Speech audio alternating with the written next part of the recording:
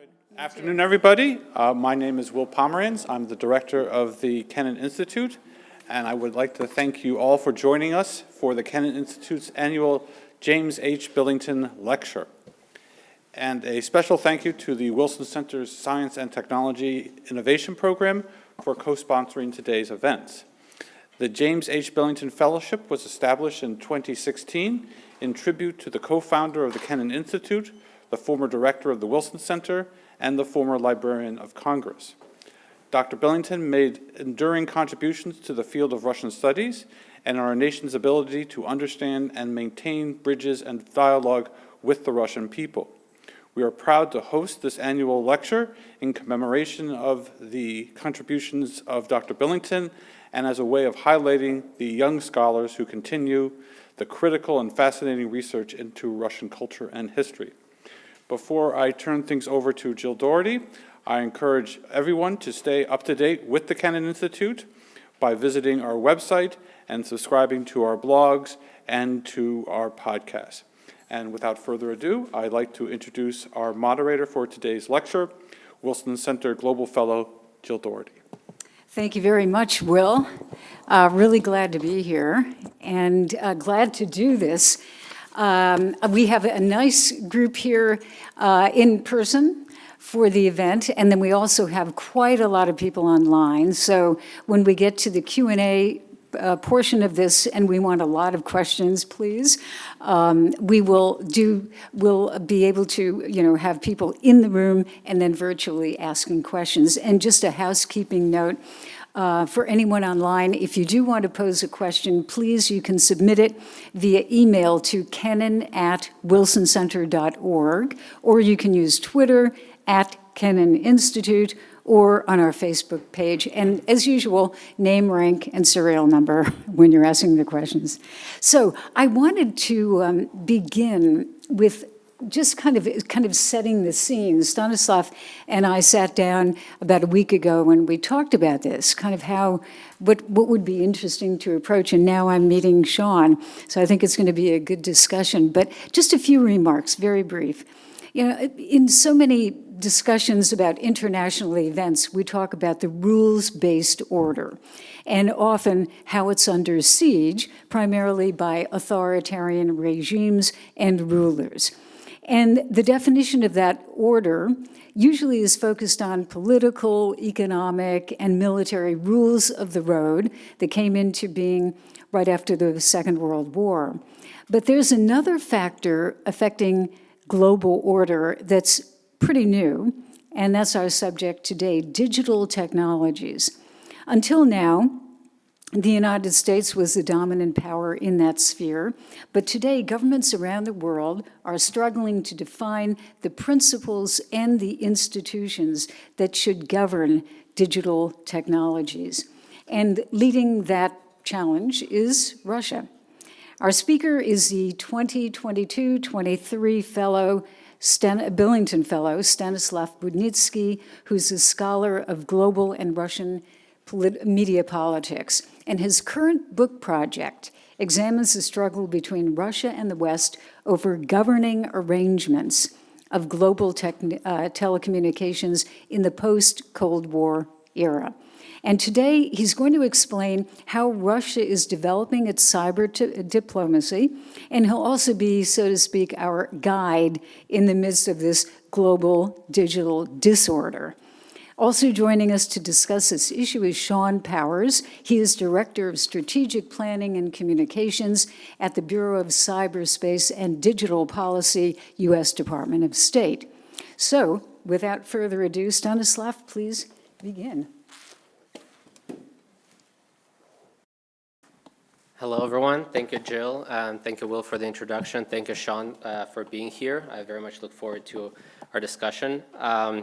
Before I begin my presentation, I want to give a few thanks to the people who have made not only this talk possible, but my entire year here not only possible, but enjoyable. So thank you to, my sincerest thanks to the Kennan Institute and the Wilson Center staff and leadership for entrusting me with the honor of holding the Billington Fellowship and always being there to help throughout the year.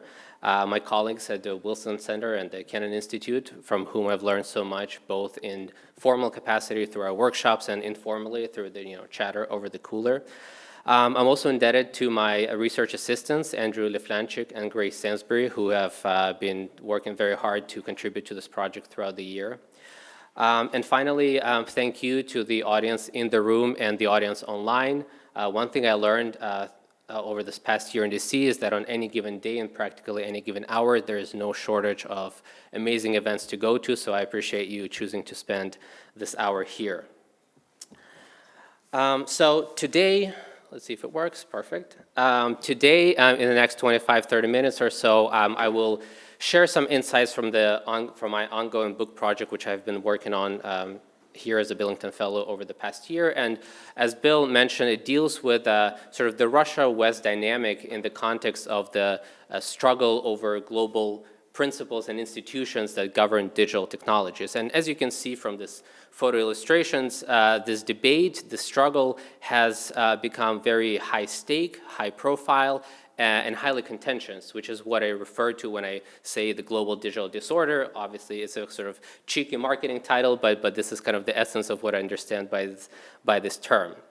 And before I begin and delve into the presentation itself, as a Billington Fellow given a Billington lecture, I feel obliged to introduce to you how my project relates to, or how I draw upon James Billington's thinking. So Will already introduced him as in a capacity that we all know him in, as an eminent Russian scholar, as a cultural administrator, the head of the Wilson Center, co-founder of the Kennan Institute, head of the Library of Congress, but much less is known about Billington as a thinker and practitioner of digital technologies and digital humanities. And in fact, he wrote quite extensively on the subject, and a lot of it I found very useful in familiarizing myself with it over this past year. So I would call it Billington part techno-realist, part techno-pessimist, part techno-optimist, because he had no illusions about the promise of digital technologies to solve all the issues as the promise went in the 90s. But he was hopeful that if used properly, they could be used to spread knowledge, to bring communities together, both domestically and internationally among nations. But he was also fearful that if put to improper uses, there could be a lot of damage done with digital technologies. And as we now know, he was almost prophetic in this. So, for example, just to give you one example, as early as in 1998, he wrote, quote, "I fear that all this miscellaneous, unverified, constantly changing information on the internet may inundate knowledge. Instead of a knowledge-based democracy, we may end up with an information-inundated demagocracy," end quote. Which again sounds very prophetic in 2023.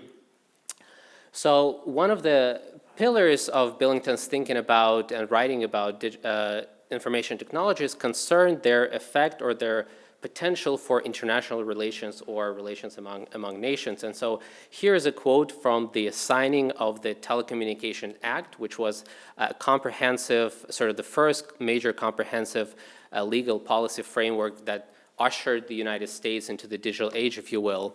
And its signing took place at the Library of Congress. It was signed by President Clinton, Vice President Al Gore, the political leadership of the country. So here's Billington during that ceremony addressing the nation's leaders. And so in his speech and his remarks, one of the things that he mentioned is that he shares his hope that the technologies will promote the noblest purpose of all human communication, which is better relations and understanding of one another on this planet. So in other words, sort of foster the international understanding, international community. And Billington was not only a thinker of information technology, but also a practitioner. So in his role as a librarian of Congress, for example, he was instrumental in launching the project called the Meeting of Frontiers, which is this amazing and still active, so if you want to check it out after the lecture, hopefully not during it, it's all still available. It's an amazing repository of documents and artifacts to deal with the meeting of the Russian's eastern frontier and the US western, kind of northwestern frontier. So for example, this Russian map from 1770s depicting what Russians knew and thought of the North American continent at the time.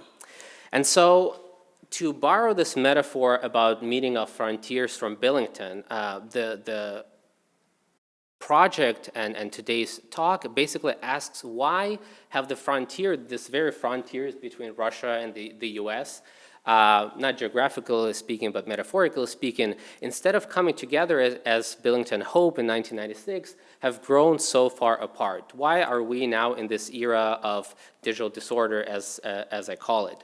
And I propose that the answer can also be found in Billington, and this statement resonates essentially with the thesis of the project that I'm about to delve into, which is that matters of belief and conviction are important determinants of major changes in history, and particularly in the Russian case, these matters are often decisive.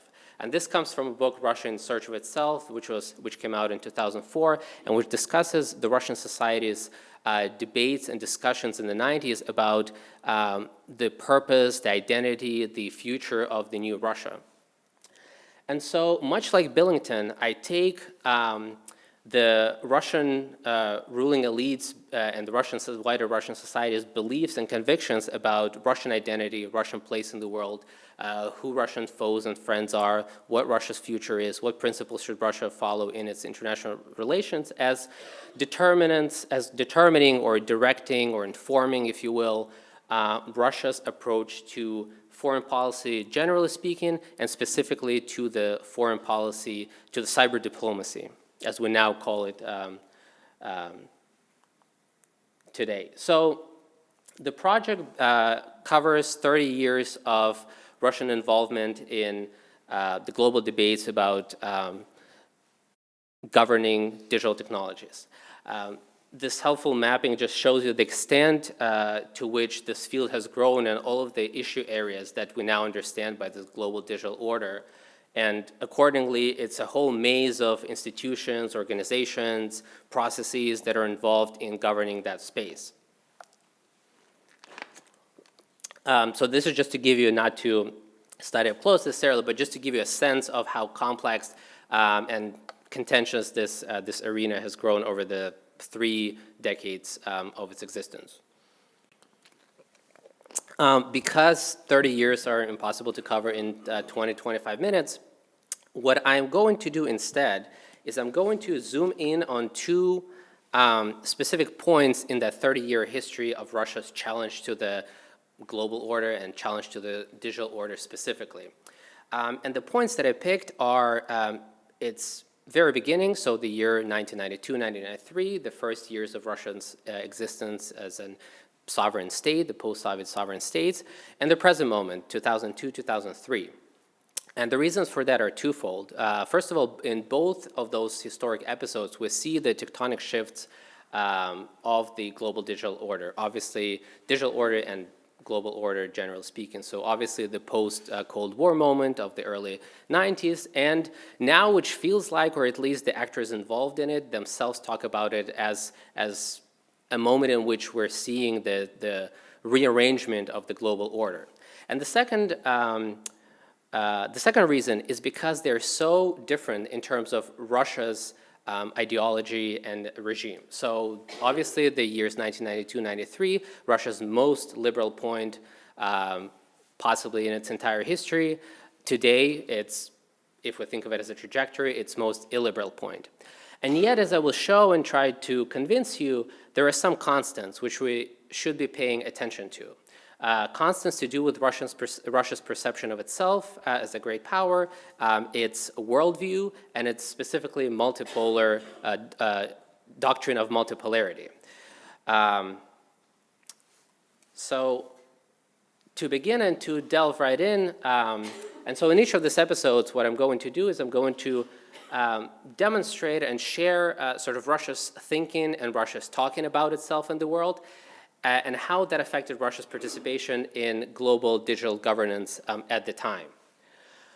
So there were almost 2 Russias in the early 90s. On the one hand, there was a Russia that its whose leaders were referring to it as quote unquote new Russia, that was introducing itself to the world as having rejected communism, having embraced market economy and liberal democracy, and looking at the West no longer as an enemy, but as a potential partner and a future ally.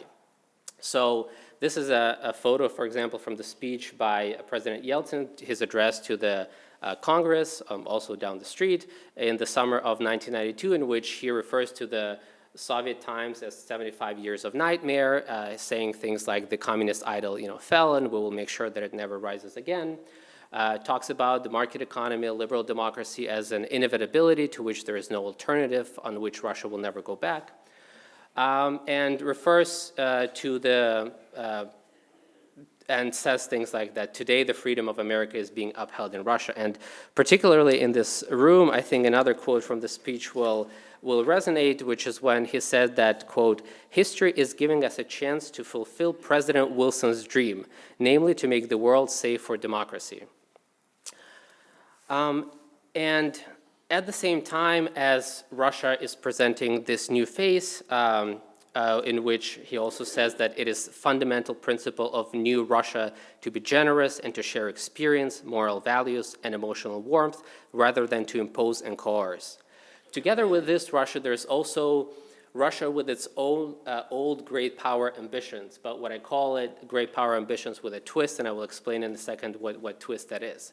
So having embraced this kind of liberal moment and partaken in this liberal triumphalism and positioning itself as one of the victors of the Cold War because it's delineating itself so much from the Soviet past that it says that we are one of the victors. Russia, independent democratic Russia, is one of the countries that actually defeated the Soviet Union. It is still making claims about itself as a great power with a immutable and historic right to be present at at the table where the decisions are discussed and made, and to play a central role in global governance, including of digital technologies, as we'll see in a second. It talks about its responsibility for the world affairs, which is granted to it, again, by history, by its geography, by population, by the human capital, by the military, and specifically the nuclear power, and especially by the seat on the UN Security Council. So while Russia is introducing itself as this new post-Cold War Russia, what it's trying to do is essentially preserve institutionally the post-World War II order. Because to not do so would mean that Russia would lose a Russia where the economy had just imploded, and which is very much in search of itself, as Billington's book is referring to. It would lose its place as a great power. So it is trying very hard to walk this sort of line between liberal identity and great power identity. So for example, here at the UN General Assembly, the first time Russia, again, had this opportunity to present itself to the international community, its foreign minister Kozyrev suggests that Russia is, quote, a normal and not an aggressive great power. So this is what I mean by a twist. So every time Russia is saying something that may sound a little bit threatening or, hark back of the sort of the Cold War, it makes sure to qualify, to hedge it sort of. We're a great power, but we're the great power just like you. We're also a liberal great power. We want to be next to you at the table deciding the fates of this new liberal world that we're now living in. And so it is rejecting unipolarity already here in 1992, which is an important point because, again, from today's vantage point, we often think of it as Putin's invention, or at least Primakov's invention in the second half of the 90s. But no, this is the very first time that Russia appears here, and Kozyrev in the speech says, and this, I believe, may be the first or one of the first times that this term and this concept, kind of this framework is invoked and put forth, which is, quote, the post-confrontational and post-communist world is not a Pax Sovietica, Pax Americana, Pax Islamica, or Pax Christiana, nor is it a monopolistic system of any kind, but rather the multipolar unity in diversity. So again, the term that is going to be invoked tirelessly and endlessly over the following 3 decades, that the United Nations has symbolized from the very outset. So again, in speaking about this multipolarity, this is not a revolt against the liberal West, but it's an attempt to maintain its great power status, great power place.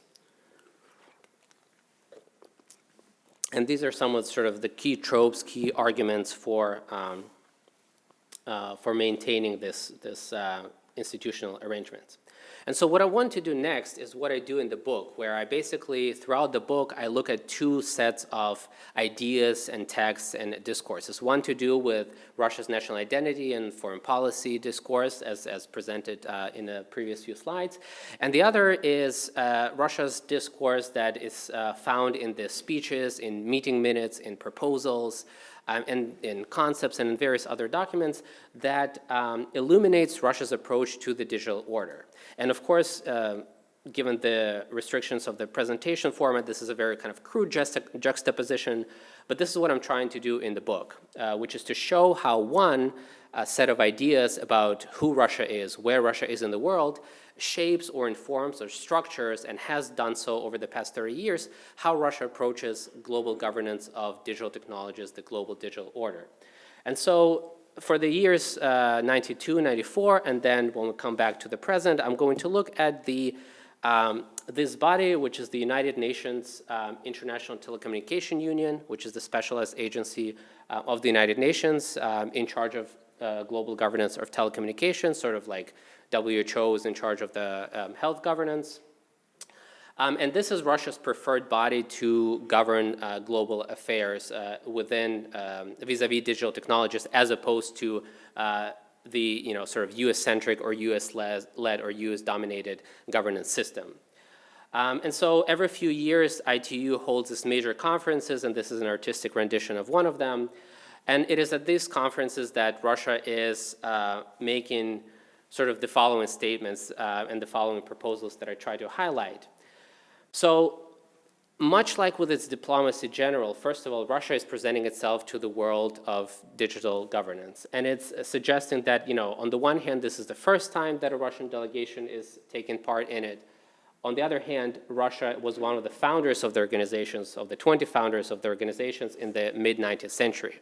So much like with its diplomacy generally, is drawing on this historical legitimacy, because at the time, honestly, there are very few other things that Russia is able to draw upon in terms of telecommunication with its economy and industry imploding. And so it is basically saying here that, yes, we, on the one hand, we're this new liberal power. We're not the Soviet Union. On the other hand, we're a historic power that goes even before Soviet Union, and we're a legitimate and actor to be respected and to be listened to in this arena as well, much like in the general arena. So because Russia is insisting on this UN-led world order, in particular the ITU-led governance of global telecommunication, it is talking about the need for historical continuity of this venerably old international organization. So it's invoking both the kind of historic legitimacy of the UN, of ITU constantly. It is suggesting that, again, here, on the one hand, Russia is, again, making sure that everyone understands that it does embrace privatization and commercialization of digital technologies, that it is on board with it, that it's a liberal power, that it embraced market economy. But yet, again, it makes a point to suggest that still we should give the give the state a key say. So again, advancing the state-centric governance both within the country, which we would now call digital sovereignty, which wasn't called that at the time, and at the international level.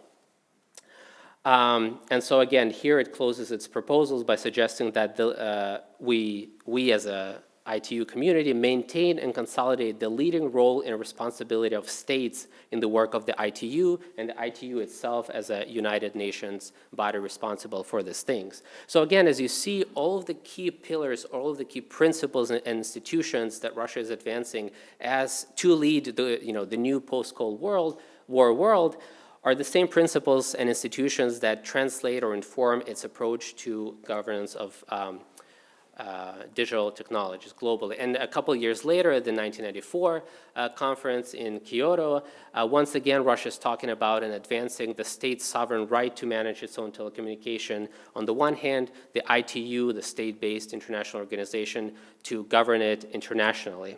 And it also invokes this concept, which is we can see throughout the 30 years of equality, equal access, because Russia wants both equality for itself and positioning itself as sort of the defender of the weak, that Russia spearheads or champions the developing countries of the world in gaining them equal access, sort of on their behalf. And which is, one of the responsibilities that a great power like Russia should shoulder is the narrative that Russia is advancing.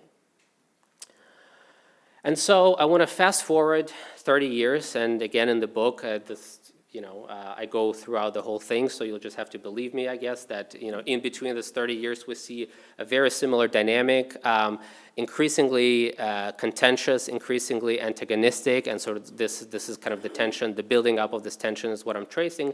But throughout this 30 years up to this moment, we have seen the same principles and the same institutions that Russia has been putting forth. So in a kind of in a historical echo, 30 years later, it is now Zelensky who is addressing the US Congress and who is now, and Ukraine that is now seen as sort of this beacon of liberal democracy in the world, much like Russia was 30 years ago. And Putin, on the other hand, for the first time given his New Year address with Russian FSB officers dressed as military and some actual military behind his back, because obviously we're now living in a world in which Russia is waging a full-scale war in Europe and challenging this global order generally and in terms of digital governance like it has not before.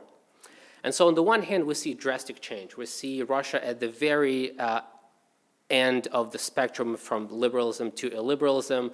We see Putin talking about almost to the day 30 years after Yeltsin was addressing the Congress, saying that this current moment, it signifies the transition from the liberal globalist American egocentrism to a truly multipolar world that is based on international law and genuine sovereignty of nations and civilizations, on cooperation on the basis of democracy, justice, and equality.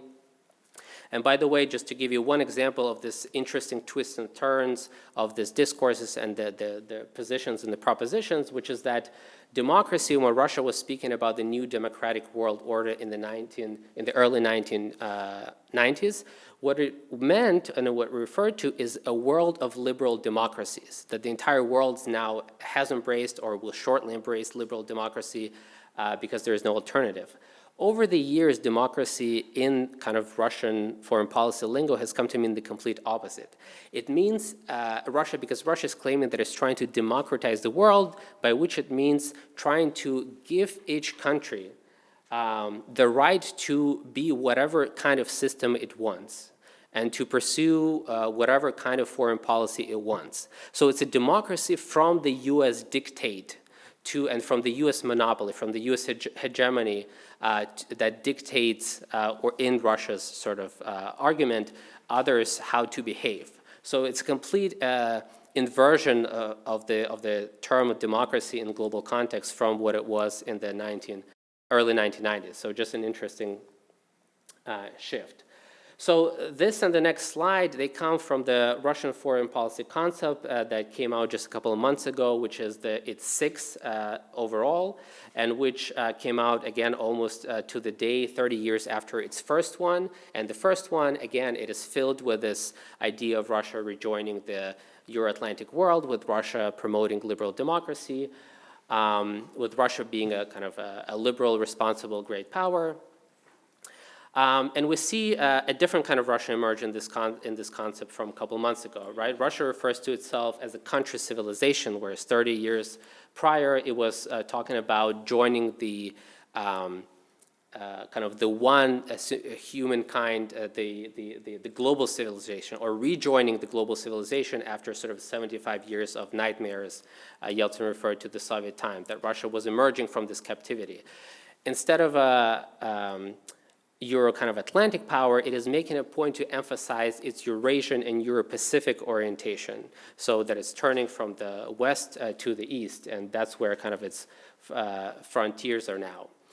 At the same time, we see continuity in the same terms and the same tropes about Russia's unique historical missions, which you can find in the early 1990s, about building a multipolar international system, about Russia's special responsibility for maintaining peace and security. So again, there is both changing continuities. There is a drastic change in terms of Russian ideology from, again, its most liberal point to its most illiberal point. But in terms of how Russia sees itself, in terms of its great power aspirations and ambitions, in terms of the world that it wants to see institutionally, it's sort of the UN and UN Security Council-led world with Russia at the table. Those key pillars actually have not changed, have remained almost unchanged. And so this is, interestingly, the first time that Russia actually articulates very clearly in a literally 9-point list what it means by multipolarity, because in all 30 years of using this term, there was not a single place where Russia actually laid out it officially, which I found both annoying and gratifying, because I spent years piecing it together, and that's the annoying part, but gratifyingly, everything sort of, my list matched with the list that Russia put out a couple of months ago.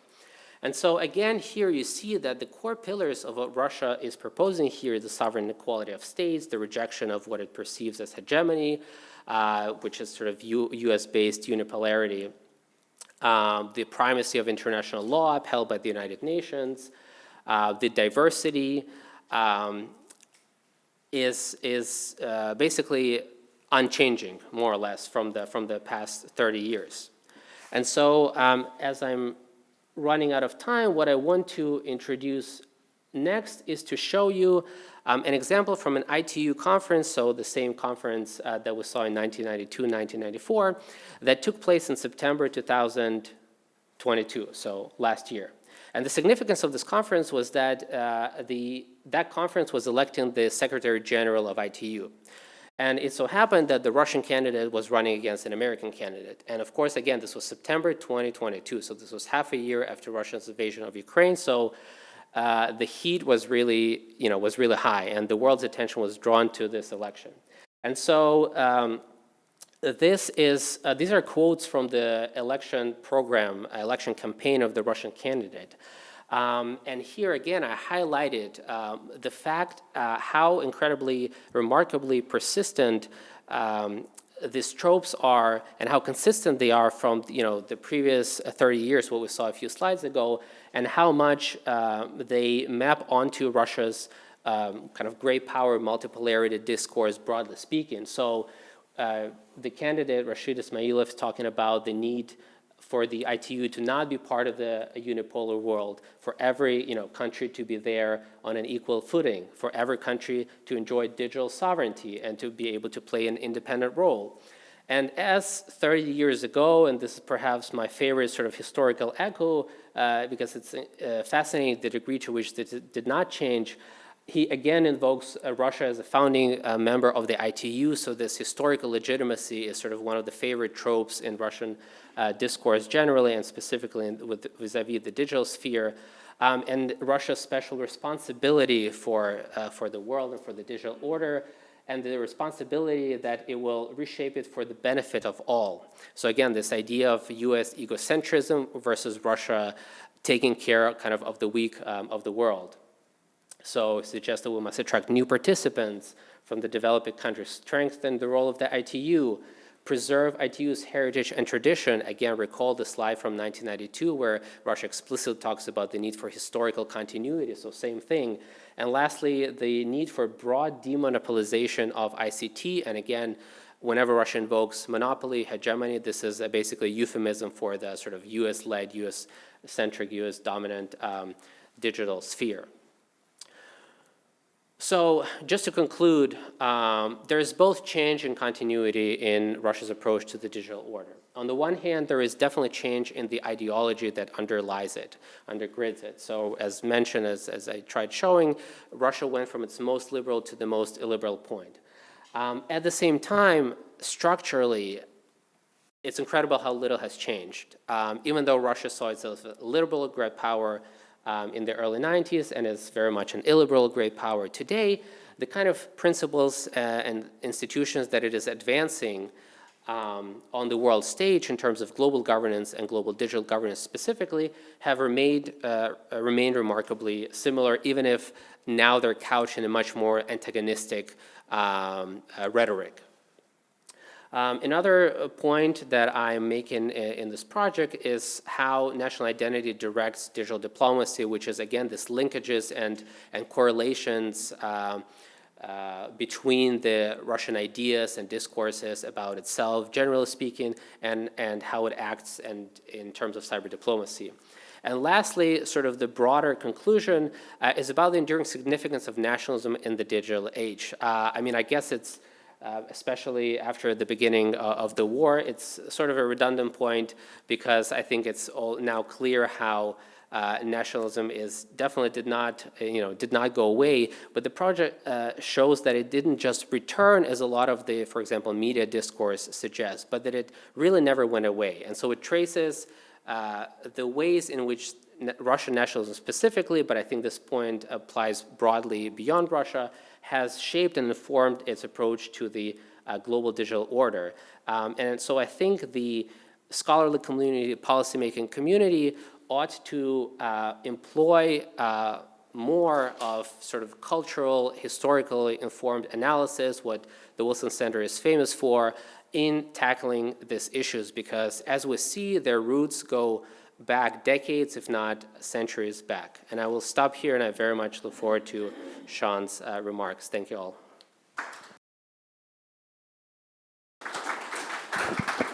Thank you very much. Stanislav, that was really fascinating. And I'm sure there are a lot of questions that are now emerging among our people, but first we're going to go to Sean. You're the discussant, Sean. I bet you have a lot of reaction to this. Thanks. Thank you so much, Jill, and thank you, Stanislav, for the outstanding presentation. Thank you to the Kennan Institute for hosting us today and the Wilson Center for hosting us in this lovely space. It's really an honor and a pleasure to be here.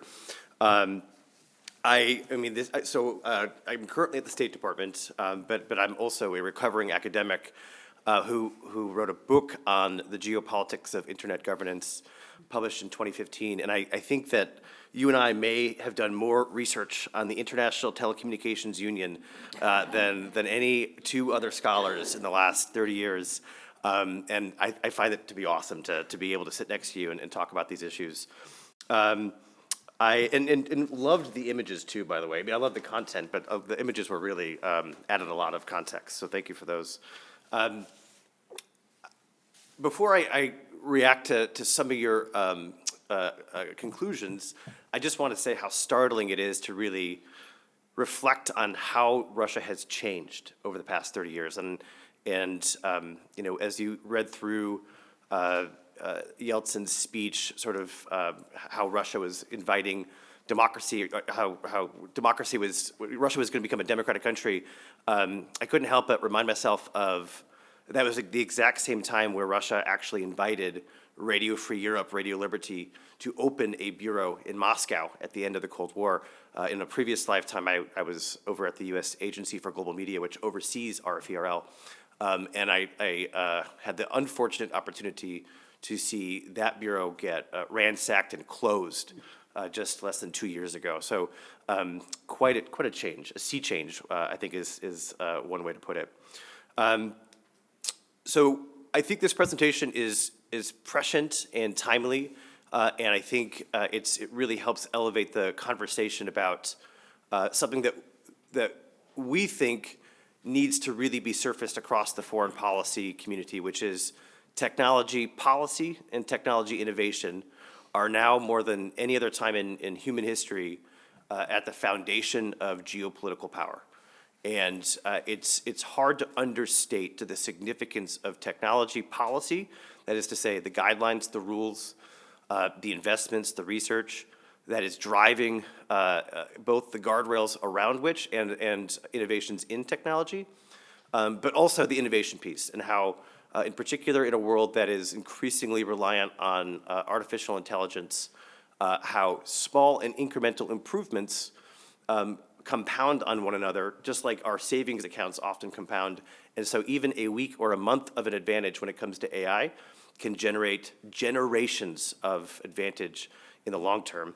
And I mention all of this because the stakes involved in the conversation that you are researching and sharing with us today could not be bigger for all of our foreign policy interests. There's not a single foreign policy issue that we don't see as being affected downstream by technology. That is to say, if you look at arms control, you can't have a real discussion about the future of arms control without recognizing that technology is a core piece of any new verification regime. And you can't discuss human rights without understanding the role that technology plays in either protecting human rights or enabling human rights violations. And so as you go across the spectrum, you see technology growing in its importance. And I think the different governance regimes that we learned about today have very different trajectories for how technology will shape our lives.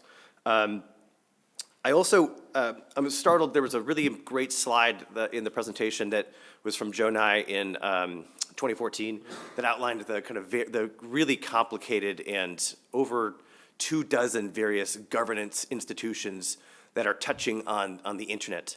And it's actually really well done. I was kind of running through this and I was like, it's all of these are still highly relevant to our work and our conversations. But it's crazy that it's gotten even far more complex. And in particular, things like the European Union adopting I would say, forward-leaning, some may say aggressive, I wouldn't say that, forward-leaning approach on the regulation of artificial intelligence, digital services, privacy, almost creates another box here because it's created an institution of policy. And then even more complicating is the fact that I think we're now cognizant of that it's not just standards and norms which are reflected here, it's also the hardware. It's also the physical products that go into our technologies that are part of the governance conversation. Securing the supply chain, making sure you have access to the things you need to be able to build the technology that you want is just as important, in fact, sometimes even more important than the policies that are governing how we use these technologies. So there's almost another map that needs to be added to this. And thinking through the complexity of that multi-layer chess game is something I look forward to handing off to Stanislav for his next book, because we need as much help as we can get.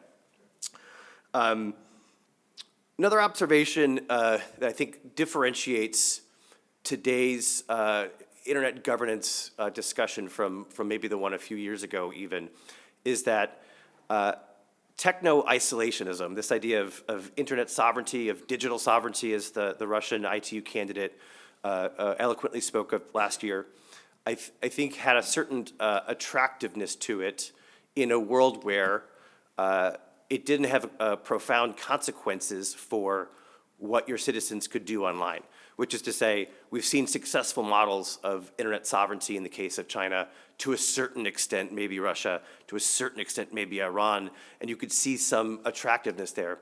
However, once we start to understand the significance of the hardware piece of techno-isolationism, I think it's a very different conversation. And we're starting to see this. Without access to the best silicon chips in the world, the kinds of technologies and the kinds of digital services that are available decline pretty rapidly. And so it's one thing for the government of Russia to argue for a more sovereign approach to international communications in a world where we're talking about intranets that can be sort of equally devised and services can be equally provisioned. It's another thing when it means that your citizens don't get to access AI-based tools that are forging productivity in the rest of the world. It's another thing when it means your citizens can't access the cutting edge of mobile banking, which creates a number of efficiencies and frees up their time so they can focus on more productive uses of their energy. And those have profound implications for how I think citizens think about internet governance that weren't really at play in previous discussions of these issues.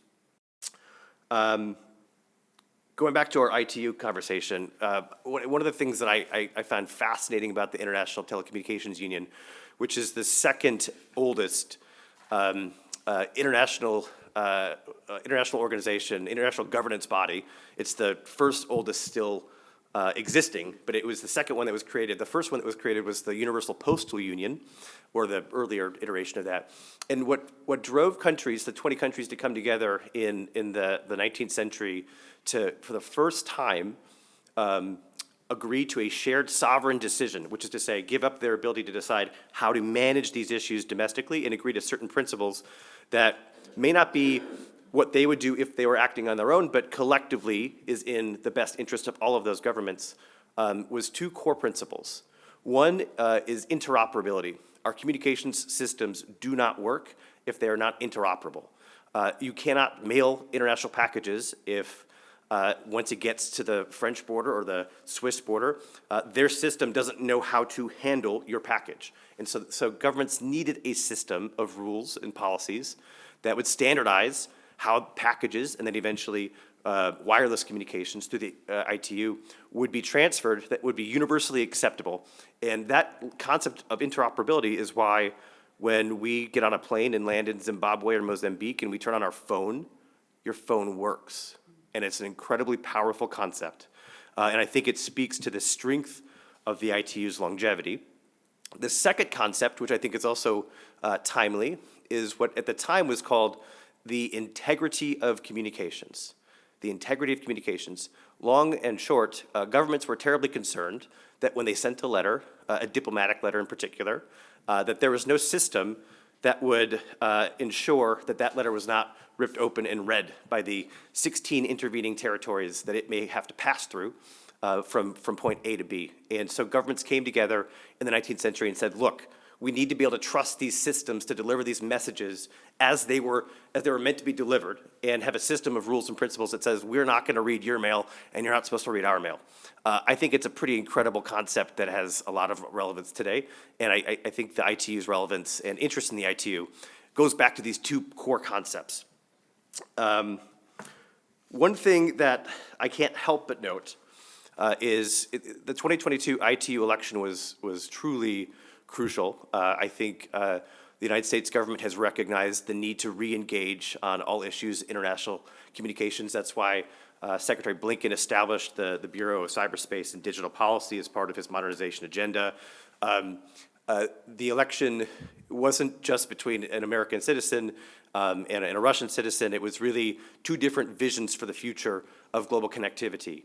One that was kind of pegged around this idea of digital sovereignty, and another that was really pegged around interoperability and global connectivity and really connecting the last 2.7 billion people to the internet.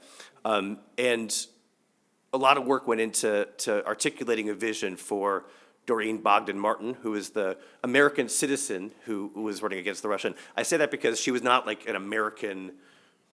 She's not an extension of the American government. She's an independent citizen. We supported her candidacy, but she at no point has worked for the State Department or the U.S. government that I'm aware of. Doreen won that election by just about 80% of the vote, vice 20% of the vote that went to the Russian candidate, in a time where I don't think anyone would have predicted that margin of victory. And for me, that speaks volumes to the direction that the world is trending in terms of this question of digital sovereignty and the need for global connectivity that's based around rules that all governments can come together and agree to. And so that's an important data point for us, but I also think there's a lot of lessons to be learned. The U.S. and other governments that see the world as interconnected and fundamentally better off with shared rules and shared systems needs to do a far better job of delivering on the promise of our shared technological future. I think this is where the profound work of the Clinton and the Gore administrations previously in the 1990s really fell off.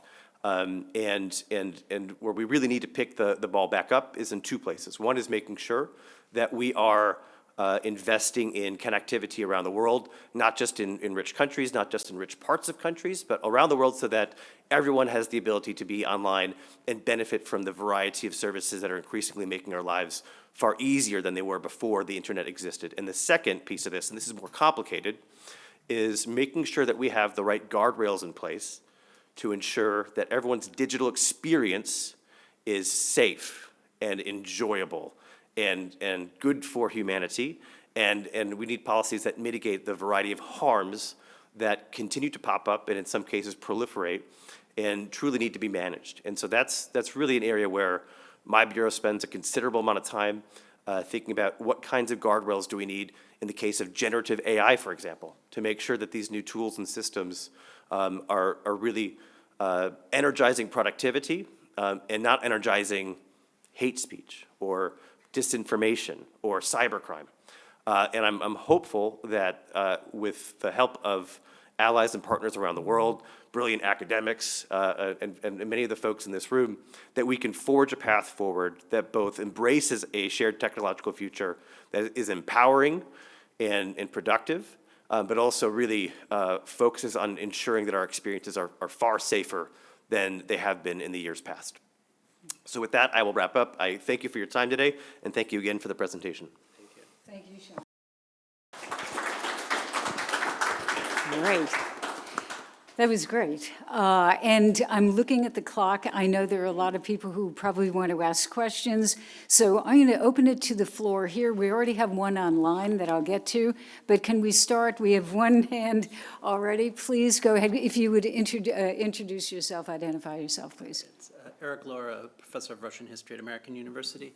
I wonder if you could bring the war into this story and say a word about the cyber aspect of the war and how this prehistory of being so embedded in all these international agencies and regulatory systems might be constraining Russia's ability to go full bore into the cyber war, which I think some of us in the early stages of the war thought would be more extensive than it ended up being.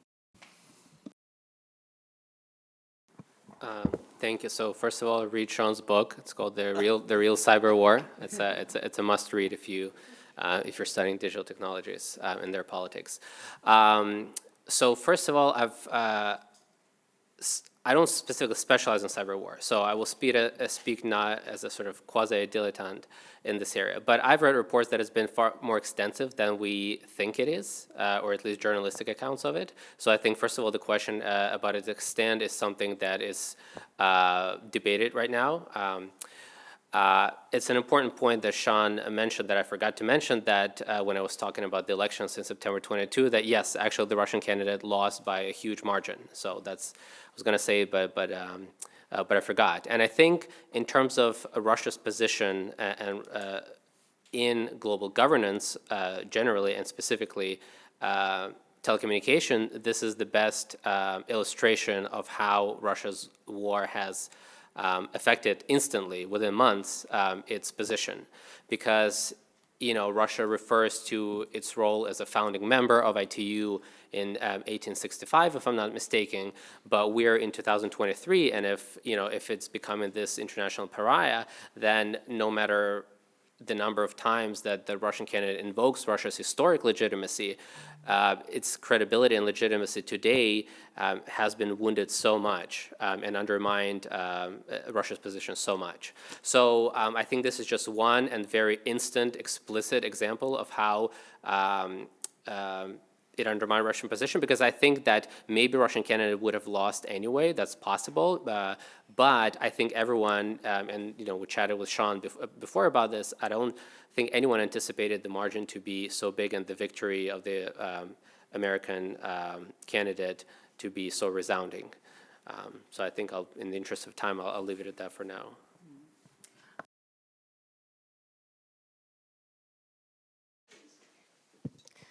Hi, Beth Curley with the International Forum for Democratic Studies. Thanks very much for the presentation.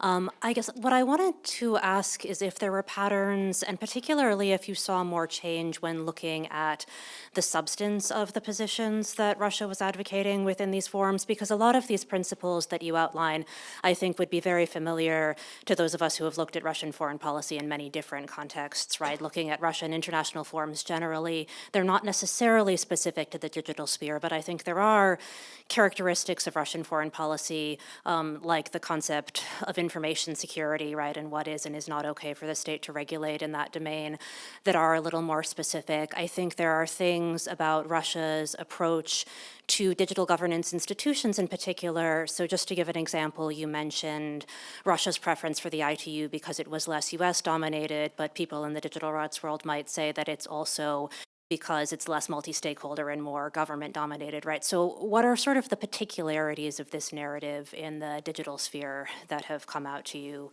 during your research? Thank you for the question. So you already mentioned one, which is sort of Russia's different understanding and even different term of international information security, as it calls it, vis-a-vis the cybersecurity. So something that includes both content and hardware, as opposed to sort of just the integrity of the hardware.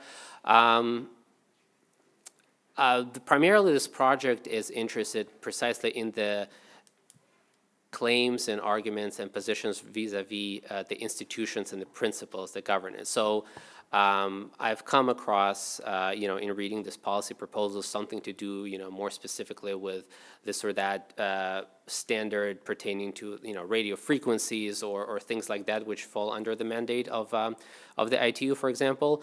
But the focus really is on the institutional arrangements and the institutional order and the key principles such as sovereignty that Russia is advancing. So I think the project, may invoke the kind of those more specialized debates, but only to the extent that they color my understanding and understanding that I'm trying to convey to the reader about the institutions and principles that govern this domain. But I'd be happy to talk afterwards if perhaps I didn't understand your question fully. I'm happy to continue the conversation. Thank you.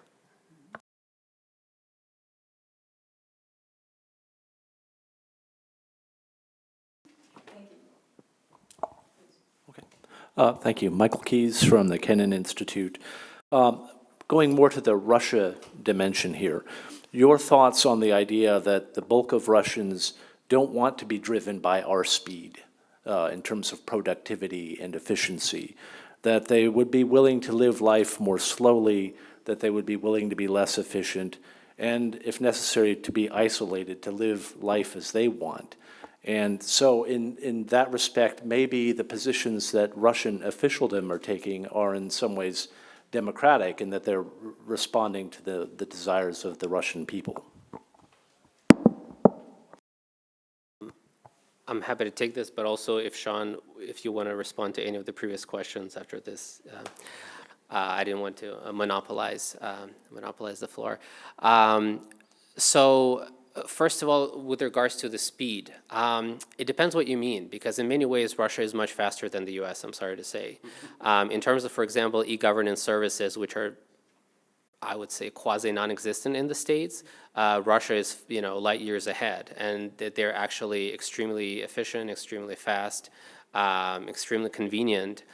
They can also be misused because, for example, during the war, they were used to, send out essentially war propaganda into your inbox, whether you wanted, you went to sign up for your hospital appointment and then you're reading war propaganda. So, of course, there is room for misuse, but in terms of what they actually are doing, or in terms of the availability of, Apple Pay and such things like that, which, again, speaking of the war's effect on Russia, all of these tech companies have left it now, so this is also obviously a massive impact of the war, a direct impact of the war. So I think it's an open question that I think should be studied and must be studied. It is a very interesting question because I think in many ways Russians are faster, if you will, to use their metaphor of speed in terms of the usage of digital communications. But what I will perhaps agree with you that at least as of today, what Russians would agree with is this just general sort of anti-American sentiment. But so now we're getting into another question, how quote unquote organic it is, or whether it's been stoked over the years. So that's another issue. So in that respect, if we're just speaking nominally, then yes, I would say if you poll Russians, then perhaps they would generally speaking, concur with Russia's idea of digital sovereignty or opposing the U.S. on the world stage or Russia being as a great power. But then we need to disentangle what part of it is has been really the byproduct of the the increasingly shrinking information environment, et cetera, et cetera. Thank you.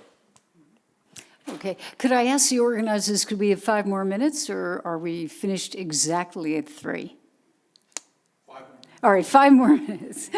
There is a question from the online audience, and it has to, I think it's actually kind of a recommendation, if you have both. It is from Stephen Thomas Hates, regarding miscellaneous unverified information. between the United States and Russia.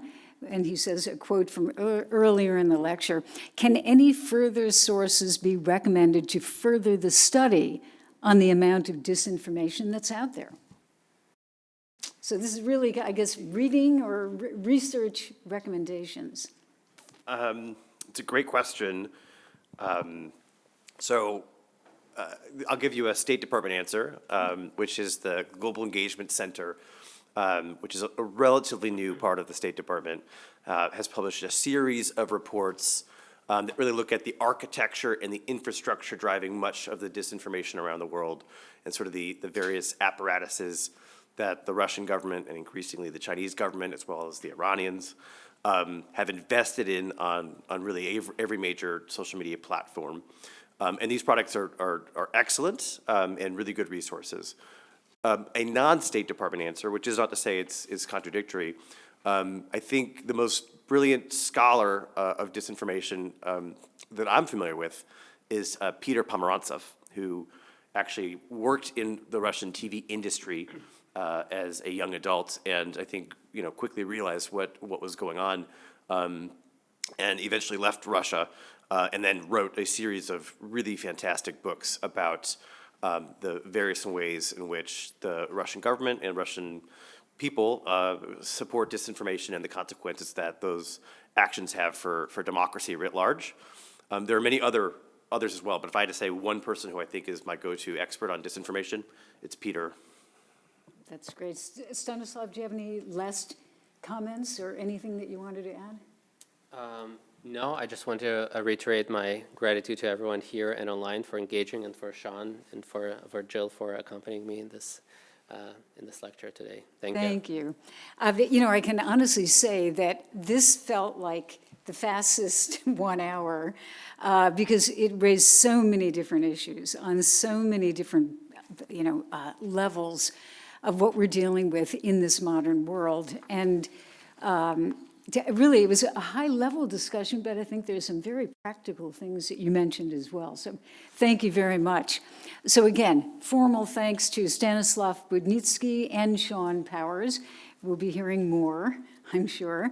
And thank you also to the Wilson Center's Science and Technology Innovation Program.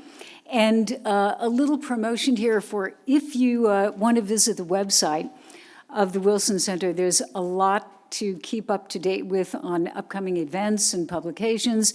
We have a couple of podcasts. Kennan X actually is the one that I work on. And there's also the excellent Russia file. And then you can find our latest analysis of events in Ukraine, Russia, and the region in Russia File and Focus Ukraine blogs. Also, by all means, for those who speak Russian, you can check out the Russian language blog In Other Words, Inými slovami. So for our in-person audience, thank you very much. There will be a light reception in the dining room. And for those online, I guess you'll just have to munch on the words and the thoughts that you've gotten from this really excellent hour. Thank you very much.